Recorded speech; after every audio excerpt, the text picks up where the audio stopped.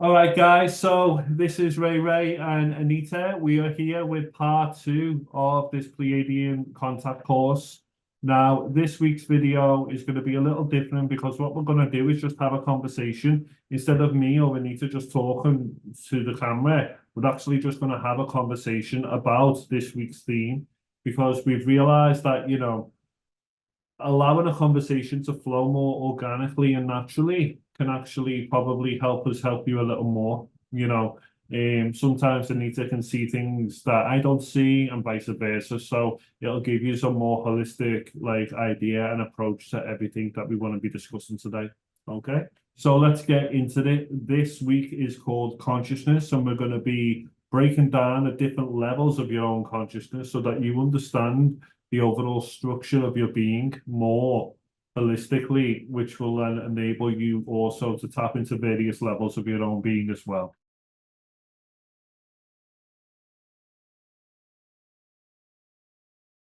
Anita, the ego really gets a bad rap, doesn't it?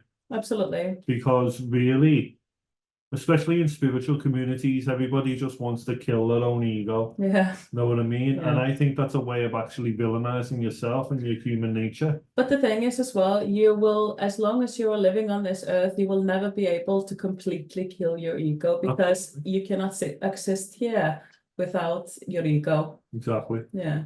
So to really want to kill the ego is to kill yourself, essentially. Yeah, you can put it that way. And I think a lot of people are living in what I like to call denial of the self when they're in that state. There's nothing wrong. What do you mean by denial of self? They're not really accepting themselves as a human being. They're not accepting the choices that they've made in spirit to incarnate as a human being. They just want to embody being a soul all the time. Yeah, or even accept, the parts of themselves that they don't like or your negative traits, so to speak. Yeah. Because, we want to love every single aspect of ourselves. Absolutely. We all have good sides and we all have bad sides. We all have our faults. And at the end of the day, it's learning to love each and every part of ourselves. And certainly, if there is something that you don't like about yourself, absolutely change it if you want to. But that's the thing, though. You don't need to kill the ego to change. You only have to refine it. Yeah, and I feel like maybe these things that are going on in these spiritual communities nowadays as well, I feel like maybe they get a little lost when it comes to this and might be confusing the part where completely killing your ego, which is never going to happen as long as you're alive, with I think what they might be, not realizing that it will never go away. However, a part of your old self can die, so to speak, and more of your soul essence or your higher self comes in. And that is, what sometimes is called this, like the ego death. Yeah, that's what I mean. When you're talking about an ego death, where it does feel like a death, that is certain aspects that you've identified with for so long that are conditioned into the ego. When they die, releasing that can feel like a death. Yeah. Because you've been so invested emotionally with those aspects, like those beliefs, those perceptions, those feelings, you've been so identified with them that releasing them is like a death experience. And when they say it's an ego death, it's not technically an ego death. It's a death of maybe a part of it, but not the whole thing. It can never fully go. Exactly. But the ego really deep down, all of it's fear and programming and its survival impulses are just designed to keep you alive. Absolutely. Ultimately, and the ego is actually very innocent in what it's trying to do because it doesn't really know the difference between a thought and an actual experience, for example. Yeah. The difference between human beings and animals, right?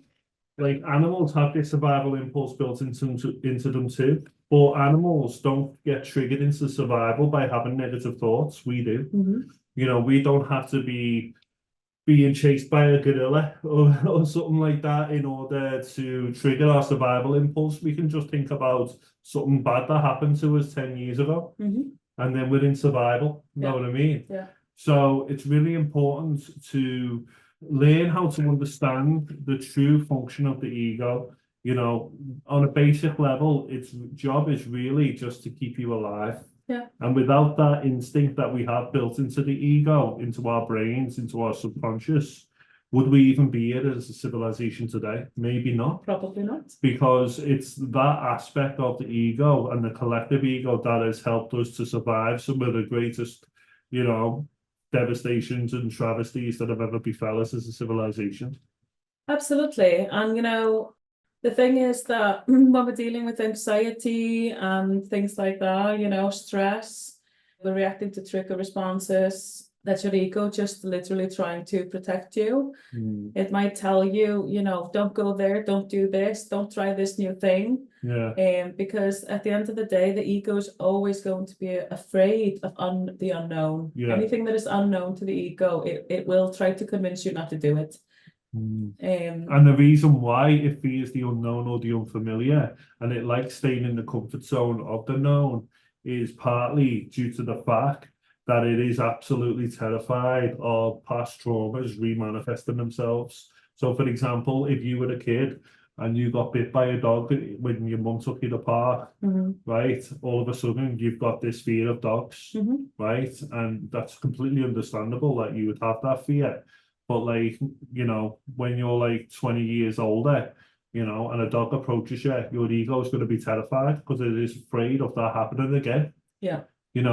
But the problem is a lot of the time the ego's fears are irrational. It takes it a bit too far. Absolutely. So learning how to understand when there's a fine line between survival and sabotage, basically what I'm saying. Very fine, yeah. Very fine line, because you can be trying to protect yourself by prevent, like in CBT they call it safety behaviors, like things that you avoid in order to keep yourself safe, basically, like subconsciously. But like if you're constantly dominated by safety behaviors, you're not going to live your life. You're going to sabotage it ultimately. So learning when where that line is drawn, and it's different for each person, obviously. Every person has a different past, they have different fears, they have different experiences, but learning where that line is drawn is really important. Yeah. And the way that we can do that is obviously, going within, listening to our own intuition, listening to our own, higher self, listening to our heart. Recognizing as well when you just see that it's the ego playing a trick on you because it's afraid of re-experiencing the same pain, and instead of like being so harsh on yourself and so self-critical of that aspect of yourself, like you could even begin to give it a bit of thanks that it is trying to protect you. Give it thanks, but also at the same time getting it to just chill and relax. Absolutely, because the ego can act a little bit like a little child, and sometimes all it needs to know is that that it's safe, and that you can even approach it as like talking to it as the adult to the child, and you can just tell it it's okay, we're safe, I'm gonna take charge on this one, thank you for looking out for me, but it's okay, I've got it under control. And that is actually the basis of inner child healing as well. Really, that inner child is actually the ego. It is actually healing that aspect of it, getting it to calm down, getting it to see that there's not a danger around every corner, etc. That's a very, very important thing. Obviously, we come into this incarnation also with the fear of death built into us, it's programmed into us. And again, this is a very basic function of the ego. It helps us to stay alive. If people didn't fear death, a lot of people would just be killing themselves. Know what I mean?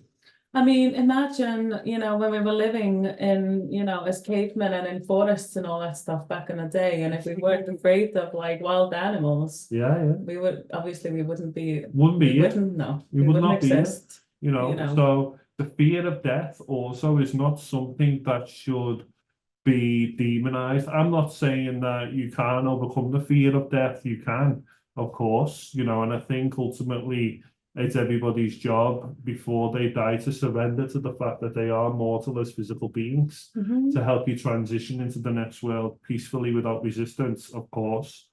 But, you know, these basic aspects of the ego, the survival instinct, everything is basically just trying to keep you alive. So what we're really pointing on here is that, you know, the ego gets such a bad rap, it gets villainized, and we just think it's a bit unfair, you know. Yeah, because, you know, ultimately what it is doing is looking out for us. Absolutely. Another aspect of the ego is your personality. It's who you chose to become on a soul level, because you've got to remember, like, we're souls for eternity, but we're only human beings for a short amount of time. Yes. Know what I mean? So, like, instead of just trying to become your soul, why not thrive on all levels? You know, why not try and refine your persona so that it can become more of a clear channel, not only for the wisdom of your own soul and higher self, but also for cosmic intelligence itself, for the divine. You know, the true identity is the soul, of course it is, but like the ego itself, you know, can become a clear channel for the wisdom of the divine if it is put through a process of refinement. And that process of refinement is obviously becoming more self-aware, releasing limiting beliefs and perceptions, all that kind of stuff. You know, all that shadow work that people have been raving on about for, you know, years now. It really does work. You know, I even wrote a book about it called The Labyrinth. So another example of how the ego or the personality can fear death is in like meditation. Have you ever experienced it when you're going really deep in a meditation and you are letting go of the personality and you're just becoming pure consciousness? But all of a sudden panic kicks in. It's like, what about me? Yeah. You know what I mean? Absolutely. And the thing is as well, it's not just in meditation. When you're doing a lot of self-work, you're growing a lot, you're doing a lot of shadow work, you know, you're shedding your old self and all that stuff, your ego, you know, you might notice that your ego will start to panic a bit. So just even in your day-to-day lives, your ego will start being, you know, no, don't do that. Oh, no, no, no. It becomes even a bit louder because you can see how, you know, close to the edge you're getting. So it will do everything it can to keep you where you are. Because it wants to keep you identified with your persona. Yeah. So as you're living in this physical reality, you're like, I'm Anita. I'm Craig. Know what I mean? Yeah. Like, and the paradox is the ego thinks that it's going to die. yeah, If you do that. yeah, It won't, you know. yeah. But it thinks it will. So it will, you know. This leads us on to our next point, though. The difference between a physical and a soul persona, a physical personality and a soul personality. Yeah. Because, you know, a lot of people don't really understand that there is also different levels of the ego. Okay, so when physical death occurs, it's only the physical ego that dies. But your astral body has an ego, and your soul as well has a personality built into it as well. So imagine your best personality, who you are, your very best self, but with no negative emotion, no negative baggage, no negative beliefs, just you in your pure happiness and joyful state. That is the soul persona, because the ego, the physical ego persona or personality is bound by the illusion of time and space and separation and all of these limiting beliefs that go hand in hand with that illusion. So like the soul persona doesn't have any of that because it's transcendent of it. So all of that heaviness, you know, that weighs you down as a personality in this world just dissolves. Yeah, I mean, weighs you down. Would I put it that way? I'm not sure, because the thing is, you know, when we are, you know, choosing who we are going to be in this life, we are choosing certain characteristics, certain, you know, that Absolutely. because they will function. We will need to be in, you know, made in a certain way, have a certain personality in this life to fulfill everything that we, you know, assigned to do. And a lot of the things that we chose to do is actually relevant to overcoming some of those limiting beliefs that weigh you down, Yeah. some of that baggage. You know, it's not that it's wrong to have them as a physical ego. You know, everyone has their own baggage and their own demons to overcome, and etc. But what we're really saying is that, you know, once the physical ego dies, a lot of that goes away. A lot of that baggage just is released because there's not as much illusion in the spirit realm as there is down here.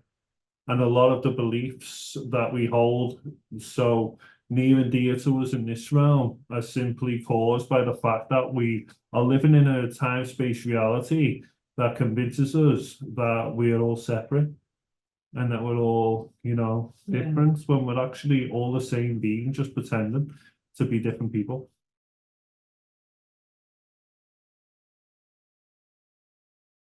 So the space-time framework of physical reality is, you know, an illusion. Ultimately, you've heard people say this a million times by now. But it has a function and it has a purpose as well. Okay.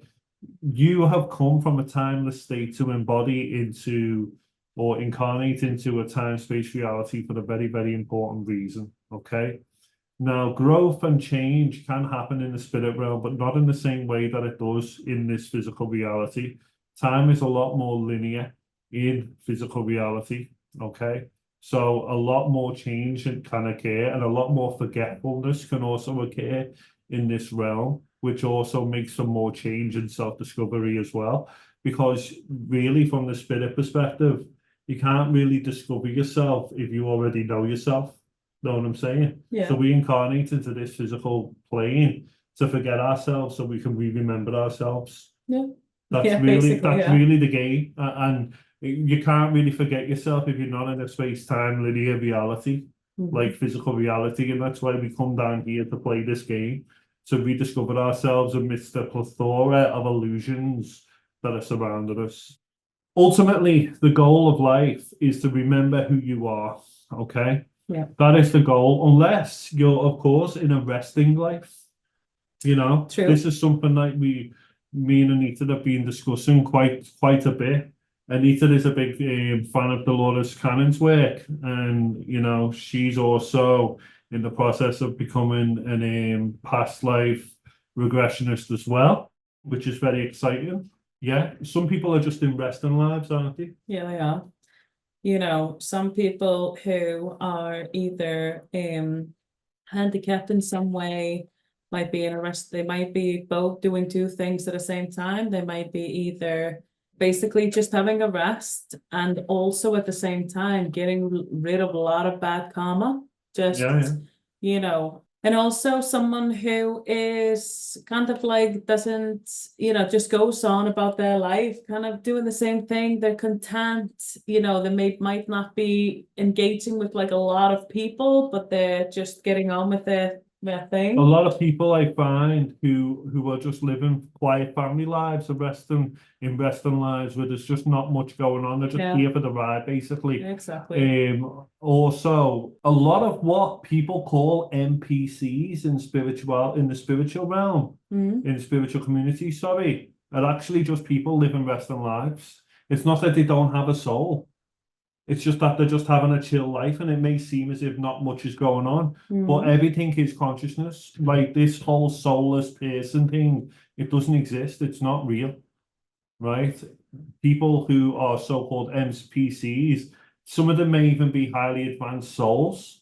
You know, they're just basically here to chill and just have a bit of fun and enjoy the physical reality experience. You know, they may be just your typical person who enjoys going out clubbing, and you know, you can't really judge a person's life. This is the point I'm trying to make. Yeah, because you just don't know the full picture. They may have been through some tremendously difficult recent past lives where they just need a bit of a break from the whole growth and change and transformation thing, you know. Yeah. You just never know what the soul is up to. You just don't. You just don't. You never know the reason why you chose to do certain things. Just why you can't never judge.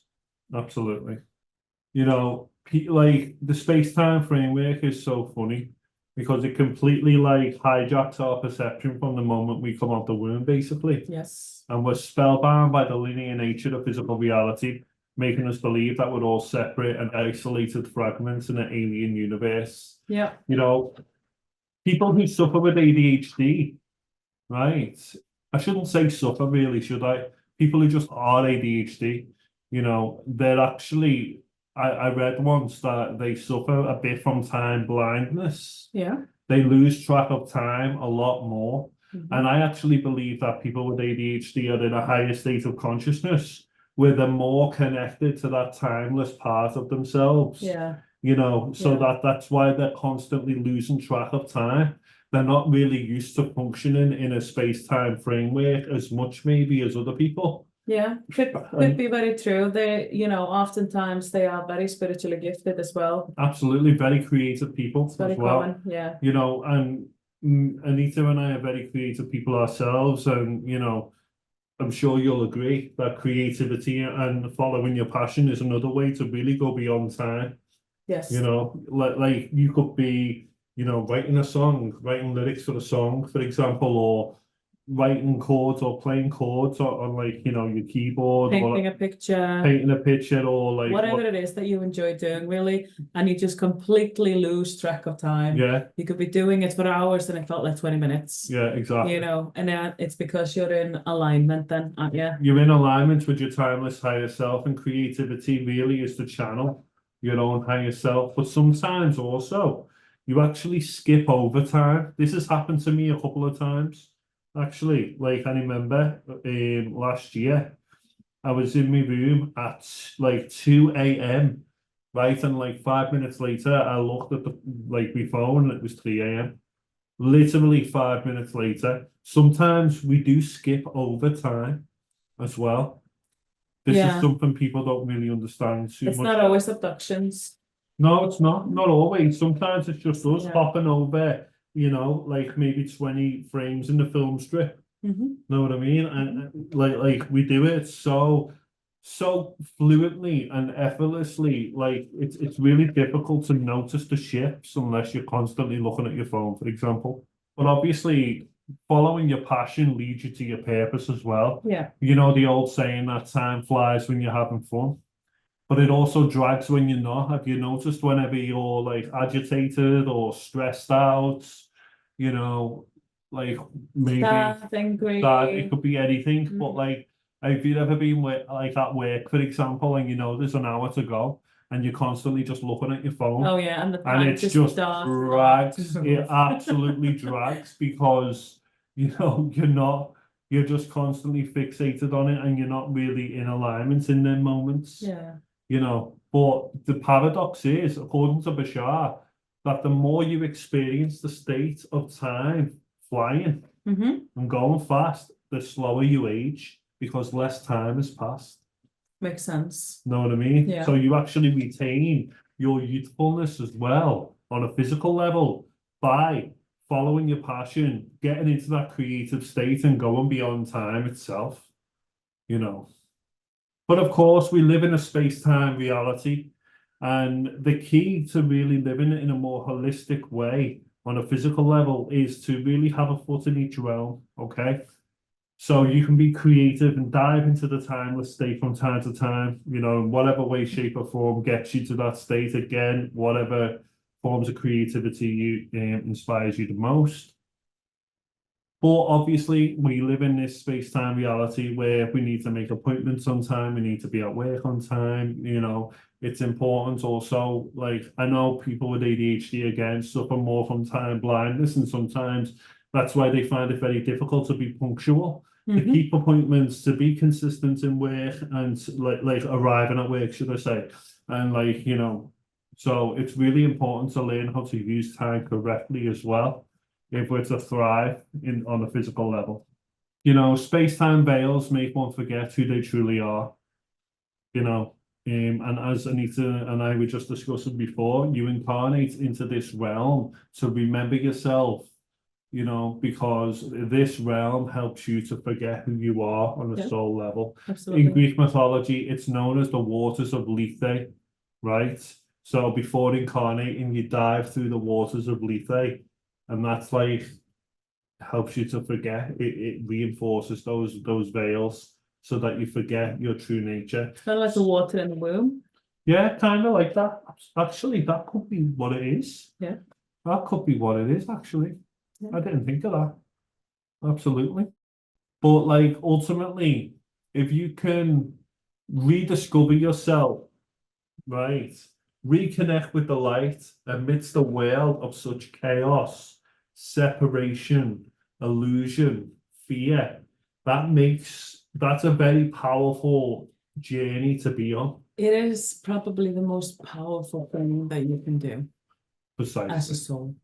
Precisely. And the Earth is one of the most challenging schools in the entire galaxy. There aren't many underdeveloped planets than the Earth Yeah. in our galaxy, to be honest. Even though we've got all this technology, the iPhones, the AI, all this stuff, on a spiritual level, we haven't really evolved as much as other races have. And, Mhm.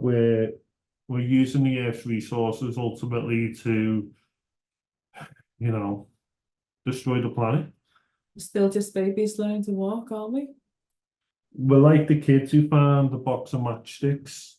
Okay, yeah, Matches, that's actually a good that's what we're like. Basically, we found the Yeah. nuclear bombs, but this is also why the ETs won't let nuclear war happen. The Pleiadians, the Arcturians, the Syrians, they won't let it happen because these nuclear blasts, they affect other dimensions as well. So other beings and other civilizations will also be harmed if that was to happen.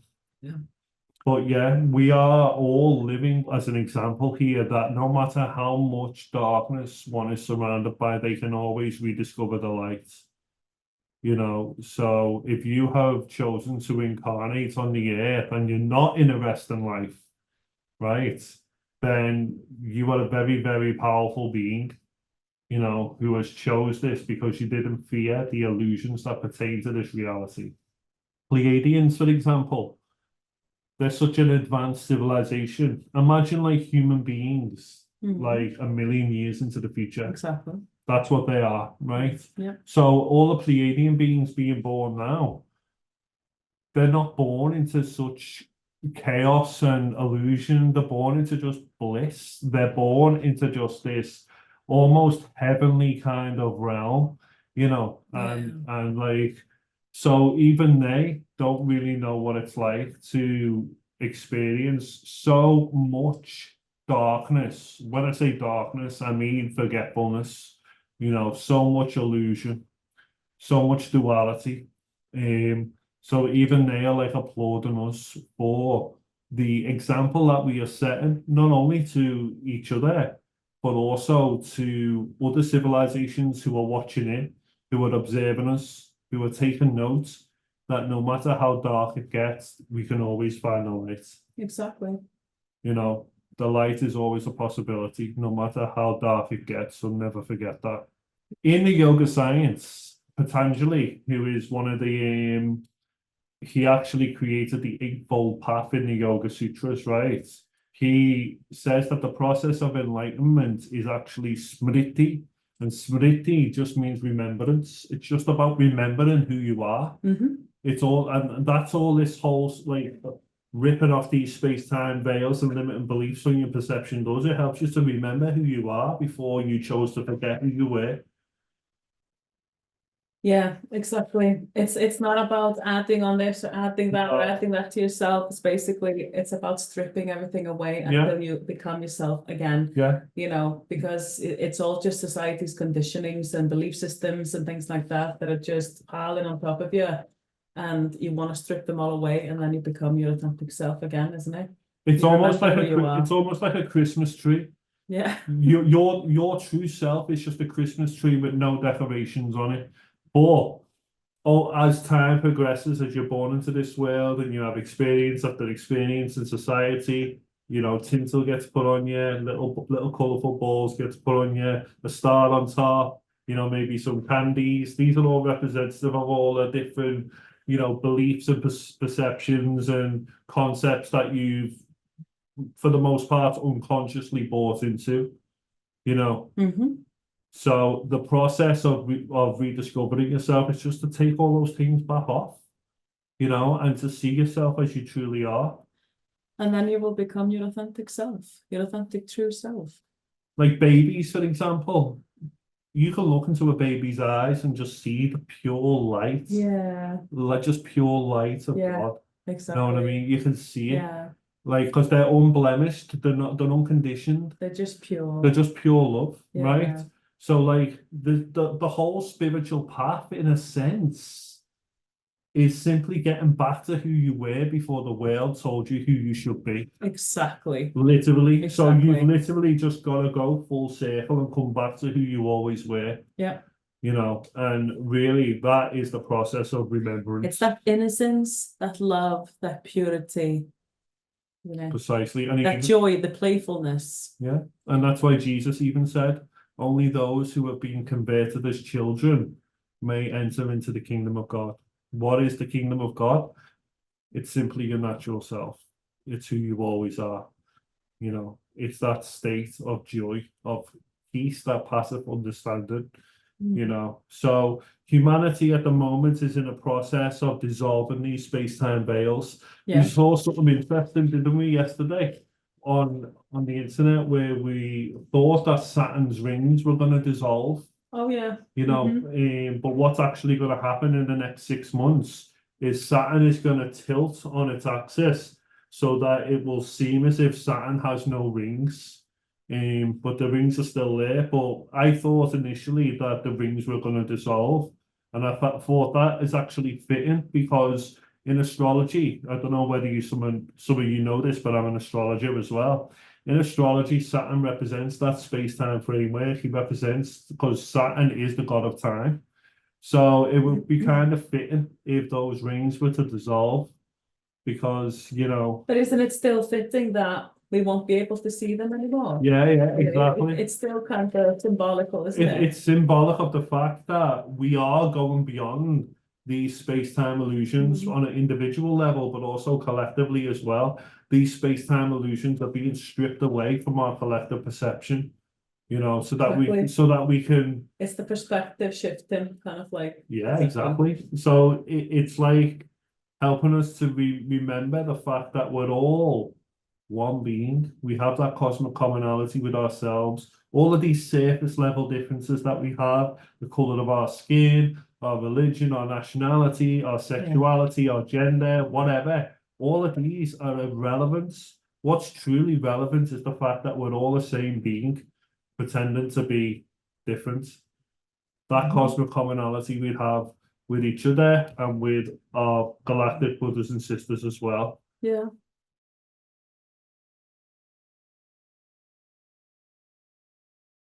So, as we've already discussed yesterday, right, you know, those who are not in a resting incarnation, those who are here to evolve and to do some inner work and to grow as a soul, you know, their purpose is ultimately to embody their authentic self.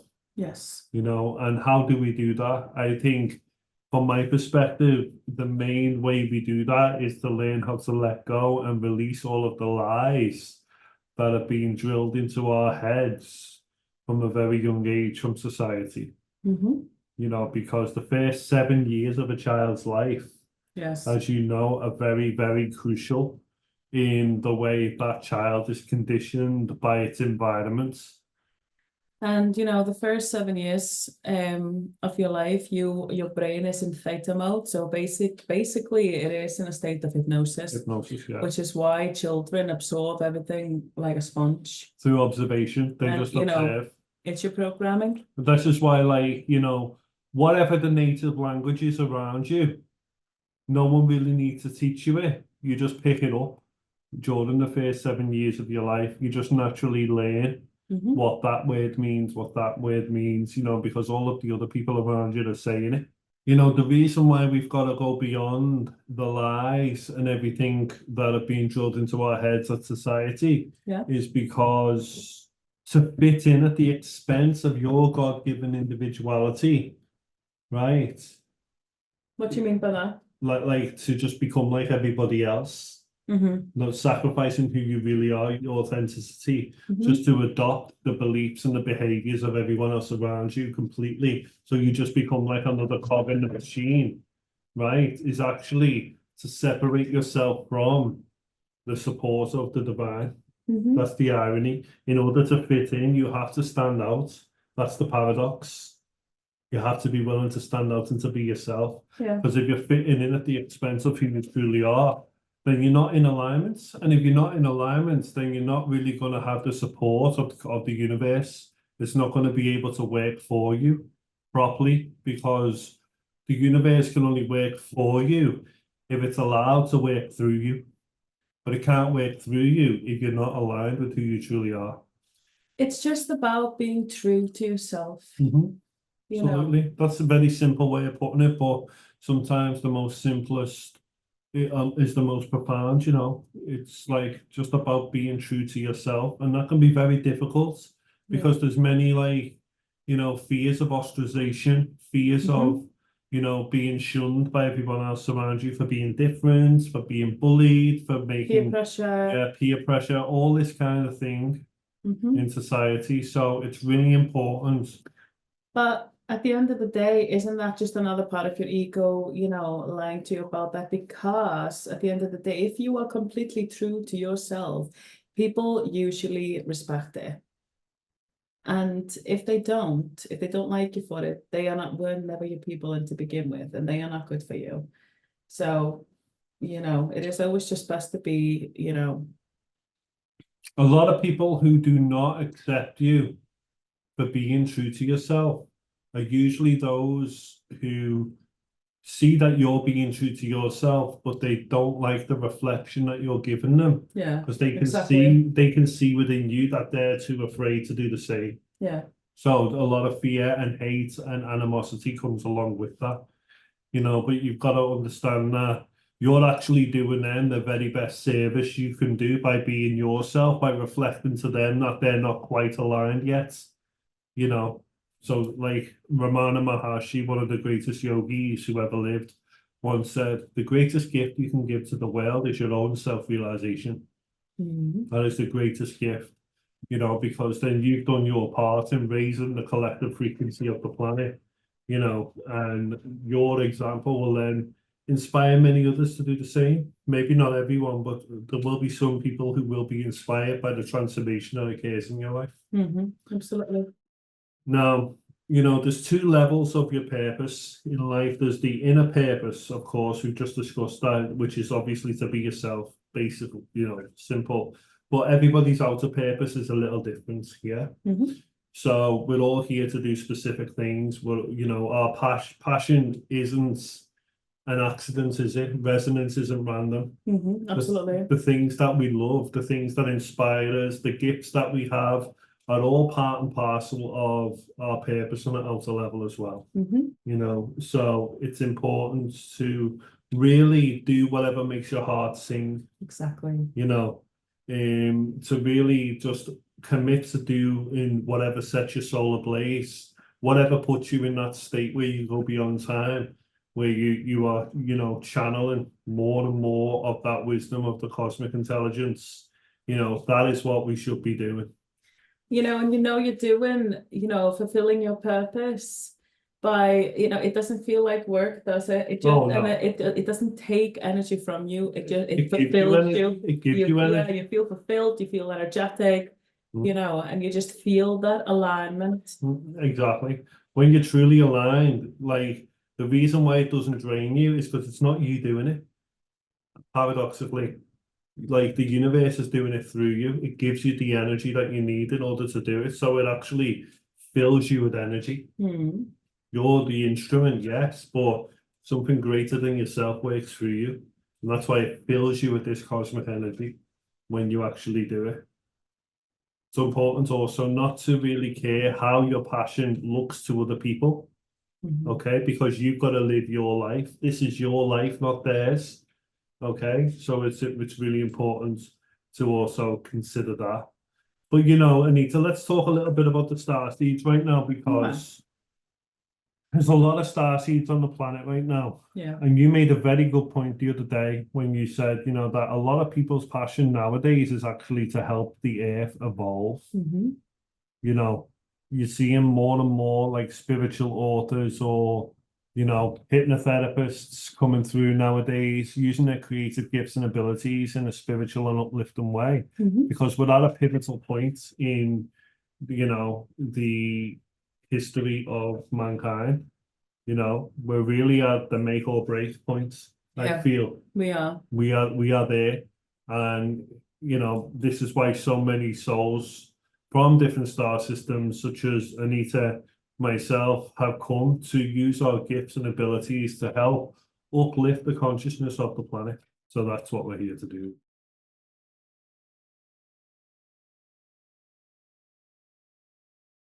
Okay, guys, so this is day 4. Now we're going to be discussing soul evolution. Mm-hmm. The evolutionary journey of the soul that it takes over a number of physical and astral incarnations. So these physical incarnations that we have, right, they expand consciousness. And what does that mean? It means it expands consciousness on all levels. So from a soul level to an oversoul level, even to the source itself. Yeah. I mean, the source itself is expanding, through our experiences. Mhm. They say that the source wants to experience every single thing possible to experience. Mhm. And the sheer variety that exists in just the physical universe alone. This isn't even counting like the astral universe or the mental realms or anything like that. The sheer variety that exists is just unfathomable. Yeah, absolutely. It's something that our human mind just isn't capable of comprehending, to be honest. Absolutely. But, it's one thing to know and another thing to experience. You can't really fully understand it until you experience it yourself. Mhm. Absolutely. Because you can know something mentally, but not practice it, and you don't really know it if you practice it.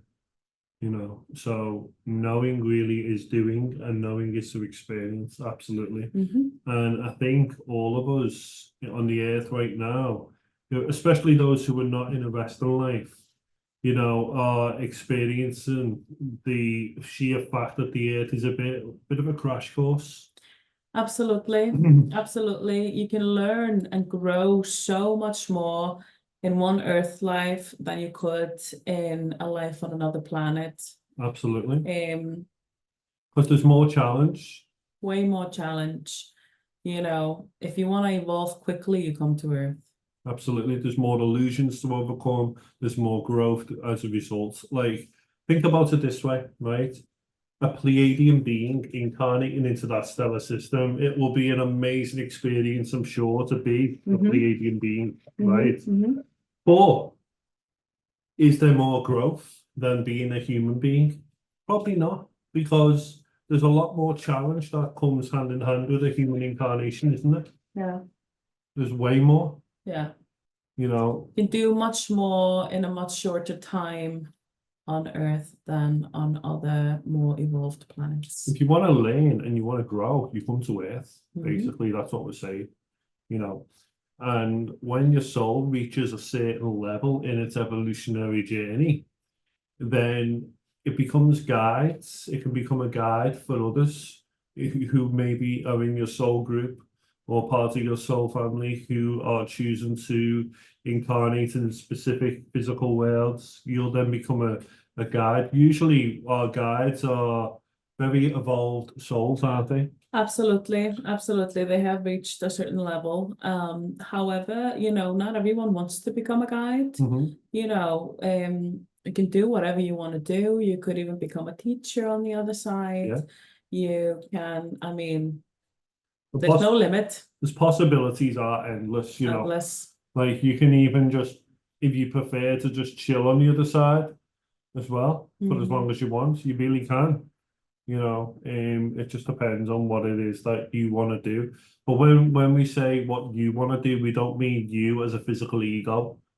We mean Your soul. you, your soul with no fear at all. it's kind of funny. We talk about this a lot, don't we? Because we say, like, the soul is a bit crazy because it has no fear at all. There's none of that like survival impulse. So it's like, oh, yeah, I think I'll just jump in now and, experience third world hunger.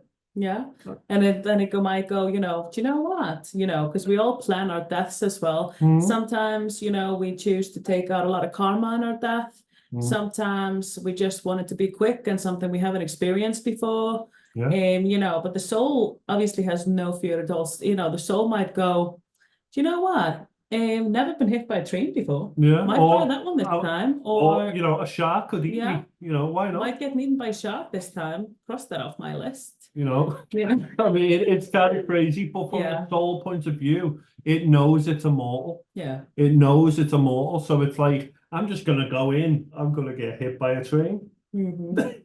But something I want to mention now as well is that, let's say that you are going through a painful death, someone might have had an accident. I don't know what to say, like a car accident maybe, and in the middle of nowhere when no one's going to find you, there would be a lot of suffering. What happens in those cases that usually it is our choice. Usually we will not sit there in agony for all this time. Usually our soul chooses not to experience that. And, we don't have to. We can just leave before. Yeah. And the body might not have, have passed on yet. The body will do its bodily functions, what it usually does. However, that does not always mean that the soul is actually experiencing it. Yeah, the soul might have already left, usually has, and is not experiencing, the trauma of that event. Yeah, exactly. Yeah, because let's imagine like someone just falls off a massive building. Before the body hits the ground, the soul's already gone. Yeah. Basically. Yeah, it's already left. It's already left. I just wanted to say that because, of course, there's a lot of people in the world who have a fear of death, and they have a fear of dying this way or the other way, of going through pain and things like that. So, it's just, it's important to know that we don't have to experience these things if we don't want to. Usually, if it's a really traumatic death, the soul is pulled out of the body before it can experience the pain. Yeah. The body still expresses pain, but the soul's not there anymore. Yeah, exactly. So it's not as much as a traumatic experience as it looks or appears. And the body might be making, sounds of pain and things like that. It'll look like it's still there, but usually the soul has actually still left and the body is just doing what the body is programmed to do. Precisely. But like ascended masters as well, Mm-hmm.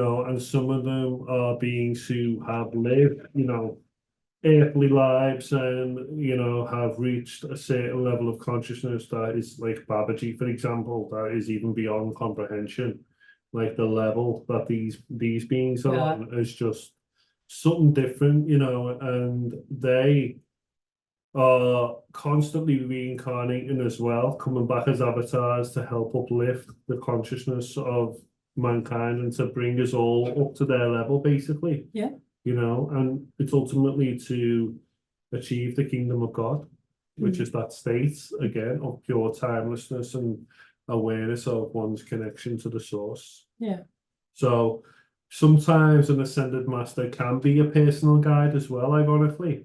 It can be a soul, you could even be like, especially if it's an ascended master who's like being your guru, for example, in a past life, they can actually form a soul group in the spirit realm of all of their disciples throughout different incarnations as well. So you can be part of that group as well, with them.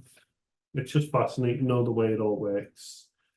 Yeah, but of course, even if you aren't, of course, if you call on an ascended master, they will answer you. If the sincerity in your calling, then they do answer you. Yeah, they're there for everyone. Yeah. Their compassion is endless. Yeah. Their love, because you've got to remember this: ascended masters were once at the level that you're at, right? So they know what it takes to climb that mountain of, you know, reaching such a high level of consciousness, you know, the pain it takes to really strip away all of those false elements, the trials and the challenges of the earth, you know. They understand that through their own experience. So the last thing they're ever going to do is judge you or, you know, leave you by the wayside when you call upon them sincerely. So, so yeah, that's it for day 4.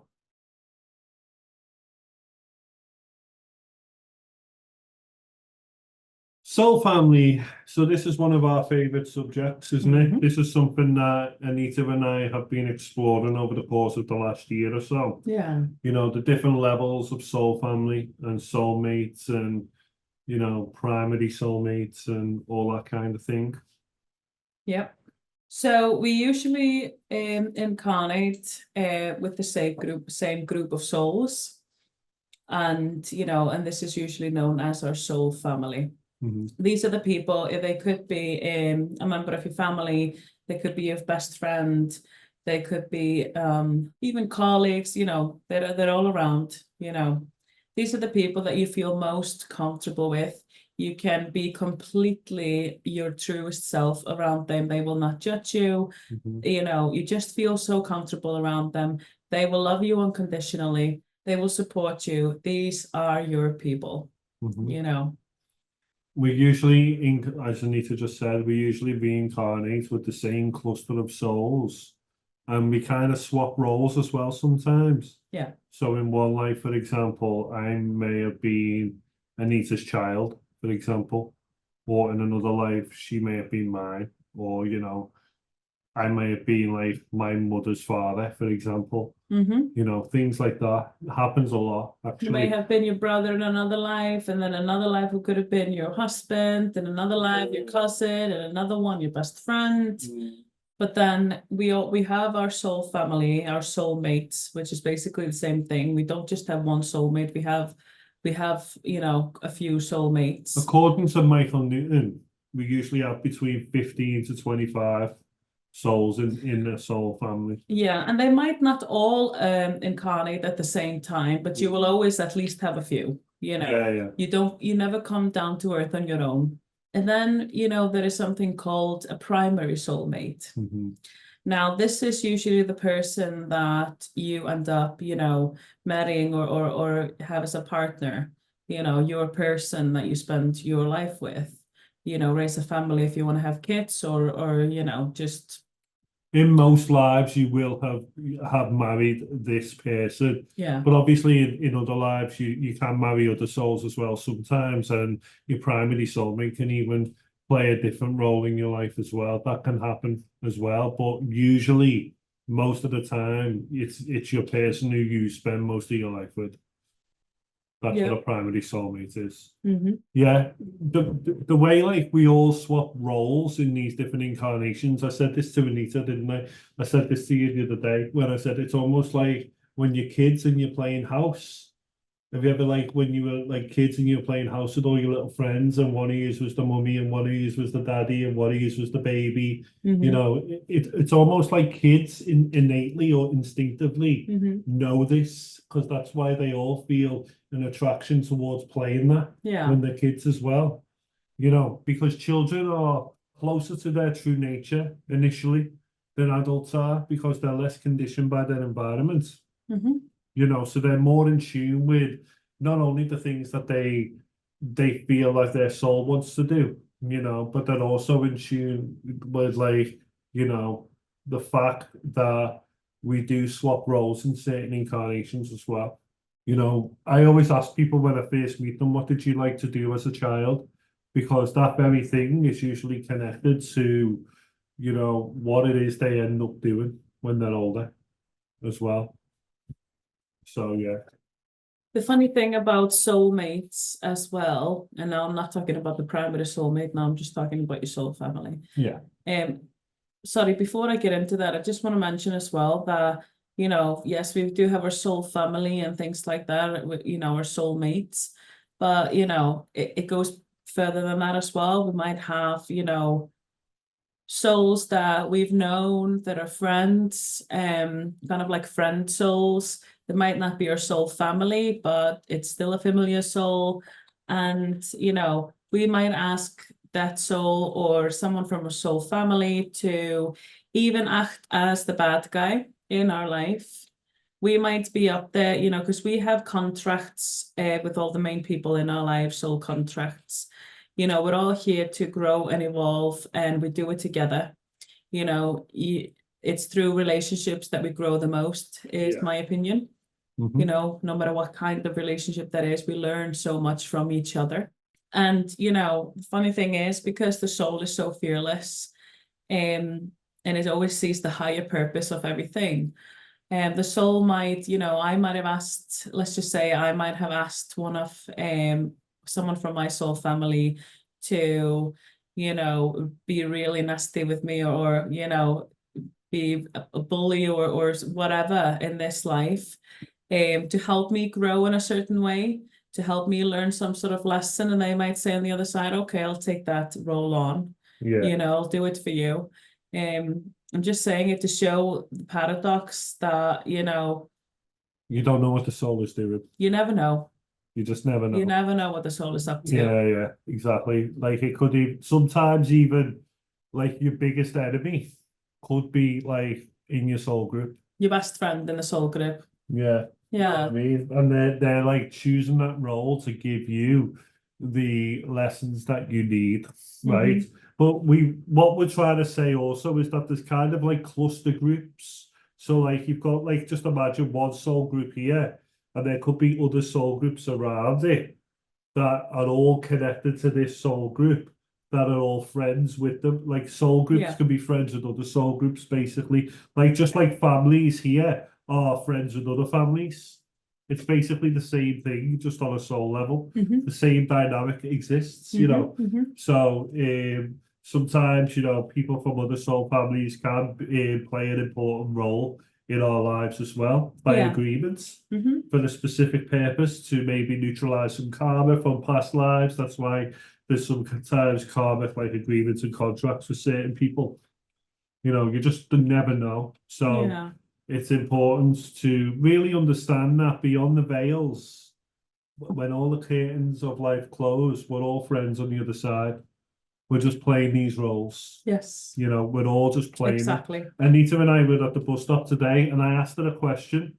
I said to her, "Do you think me and you know, like the characters we've chosen in this incarnation, you know, me, Craig, and Anita, do you think if two other souls jumped in instead of mine and her souls jumped into these bodies, that like Craig and Anita would still end up together and working together like this?"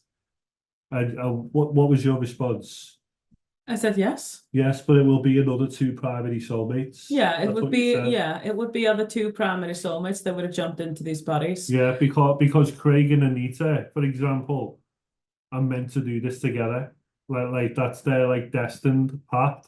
So like the creation Yeah, itself is everything we all are doing and everything that we will do in our lives, you know, living our lives together, working together, whatever it is. it's all part of the story. Yeah, it's all been written already, Mm. you know. So if our souls wouldn't have jumped into us, some other primary soulmates Would have done the would have same. done the same. Yeah, And Anita and Craig would still be here, just different yeah, souls. just different souls experiencing that. Yeah. That's the thing. It's not the souls who make the person, because the person already exists. You literally just jump into a character when you come into physical reality. The character is the Yeah. ego, the persona.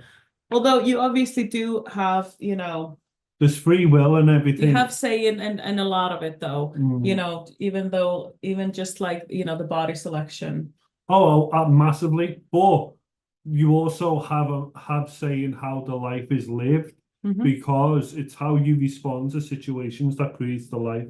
And of course, let's not forget free will. We always have free will. Yeah, and your free will is your response to the environment. Yeah. Not what happens to you, how you respond and what you do with what happens to you is the key. Okay.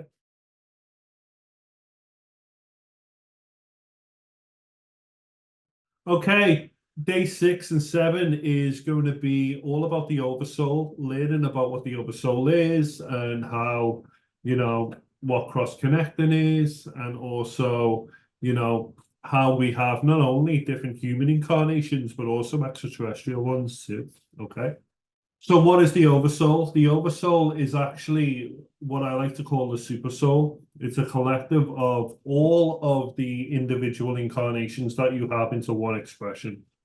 Okay. Because time doesn't really exist in a linear fashion in spirit, all of your incarnations from that perspective, they exist right now in a timeless state. So basically, this means that you can interact with a past or a future version of yourself, you know, from the right level of consciousness. I'm speaking from experience here because I have had literal face-to-face contact with my future self from Sirius B.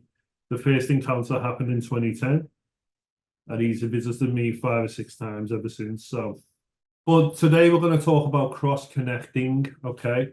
What do I mean by cross-connecting? Cross-connecting is when there is a continuity between abilities and gifts, okay, between certain incarnations. So let's say, for example, Mozart, who wrote his first symphony when he was just 4 years of age. Can you believe that?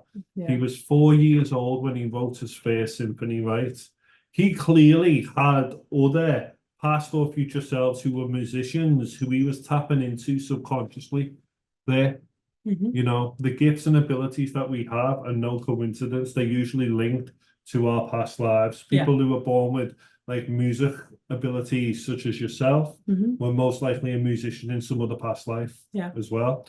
You know, people who are writers usually are writers who are reincarnating to finish their work. You know, Healers. Healers, absolutely. You know, even like, you know, another form of this is like whenever you feel such a resonance to a culture or a period in Earth's history or a land that you've never been to before, you just feel this incredible familiarity with the language, with the history, with the way the country looks. You just feel as if you've been there before. And that's because you have on a soul level. And there is some kind of subconscious memory of you being there, but you can't quite put your finger on it. I feel that immensely with a few countries. I feel it with Japan. I feel it with India. I feel it with ancient Egypt as well. It can even be, you know, a time era. Yeah, an era. Yeah, exactly. That's what I said. Like, you know, it could be like 1920s or the Victorian or, you know, whenever Atlantis, many people on the earth at the moment were in Atlantis and are here at the moment too, because they're able to clear a lot of the karma from all of those lifetimes. Yeah. Because of the shift that we are making. Absolutely. As I keep saying, resonance isn't random. Yeah. There's a resonance there for a very important reason. Okay. So just think about like what countries you feel just this crazy attraction to, this like, I don't know even how to say this kind of. It's just a fascination, isn't it? You're just really fascinated with it. It can be that, you know, let's say someone has, you know, a hobby of collecting like old cars. You know, they might have been Car dealer or a mechanic back in the day. So yeah, another way that this you know, cross-connecting can occur is also some of the psychic abilities we have as well. Absolutely. As we mentioned before, you know, the healers, the psychic gifts, telepathy, you know, all the gifts, talents, and abilities that we bring into this life are usually something that we have been evolving or you know, we bring it with us from past lives, and it's just part of the evolution of our soul. It's also future selves though as well, don't forget. Yes, because at the adult time it works both ways in this case. So the irony is you'll find that people, and especially starseeds who have a lot of gifts, like a lot of empaths nowadays, you know what I mean? And everything, it's because they have shared lives among different collectives as well, different civilizations, where these abilities are more apparent. There's less space-time illusions, so there's more psychic awareness, there's more gifts in this sense, there's more healing abilities. You know, this is why more and more people are being born now who are termed as like indigo children or Mhm. prodigies Mhm. because they're connected to civilizations where these abilities are more natural to them than they are to us. Mhm. Yeah. And the human race is also upgrading. The Absolutely. children that are being born today are very different. They really are, though. Yeah, so the children that are being born today are much more in tune, they're much more in alignment with the source. Mhm. They are more psychically gifted, you know, and just very gifted on many levels. They have a lot more of their DNA activated. Yes. That's the key. Yeah. Like all of the changes that are occurring in the galaxy right now is activating people's DNA. Even the sun is responsible for that to some degree. The sun itself is a living being, so is the earth. And both of them are also evolving along with us. So yeah, cross-connecting is something that is often overlooked. People don't realize that the talents and gifts and abilities that they have, you know, again, they don't just come from nowhere. You've got them because you've had them somewhere else before. I remember when I very first saw the Japanese language, right, written Yeah. down, Mm-hmm. and I swear I'd like 1,000,000% thought I have seen this before. I have seen it. And Yeah. when I heard it, first and I started to study it a bit, I was like, it felt like I was remembering it, Yeah. not learning. I Yeah. was remembering how to speak that language, Yeah. you know. It was the same with me with the Egyptian, the old Yeah. Egyptian language. Yeah. Remember when we went to the museum? Oh yeah, exactly. So basically, we went to the museum here in Liverpool and we were in the Egyptian section. And we come across like was it a top stone tablet or was it like a scroll? And yeah, no, it was a stone tablet. It was Yeah, written on stone. it was a Yeah, stone tablet and very it had old. like a translation of the hieroglyphs like Mhm. above it on like a board, didn't it? And we read some of it and Anita was like, wow, this just feels so familiar. Like this word beginning with like car or something, wasn't it? And raw and all that, you know, Yeah. just all of those things. It was just like I was reading something that, you know, I had read so many times before. Clearly, like so this is what we're saying. Resonance is It's the resonance. yeah.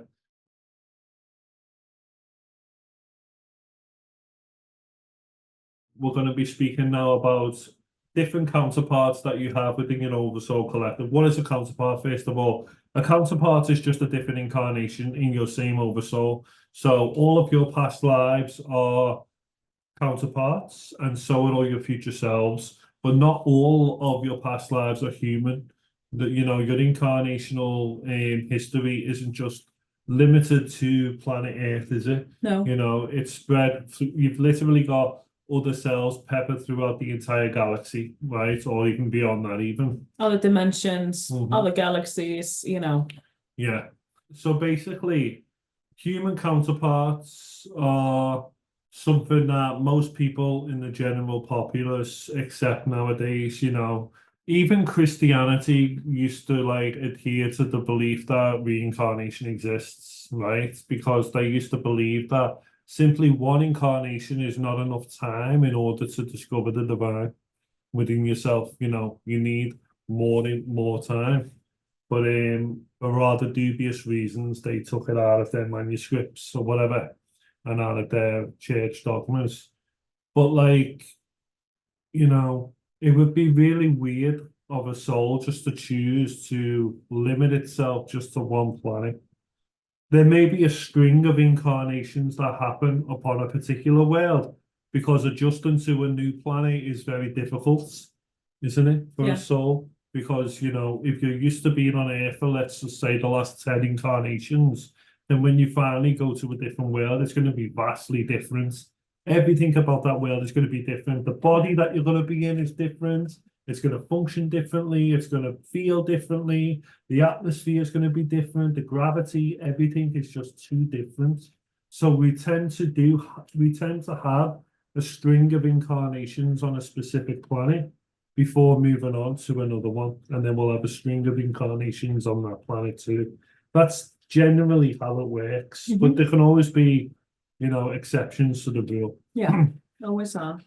But obviously, you know, a lot of us have extraterrestrial counterparts too. A lot of us are aware of the fact that we have incarnations among various star systems, you know, and again, the places you feel an attraction to, not just on the Earth, but also in the galaxy. So if you feel like an immense resonance to like the Pleiades, you know, there's a good chance that you are living among the Pleiades in the here and now, because everything exists in the here and now. Mhm. So like, have you ever looked at a star? Mhm. Yeah, like I've gone outside and just looked at a star in the sky and just been like, that star feels alive. It feels as if it's talking to me, it's light.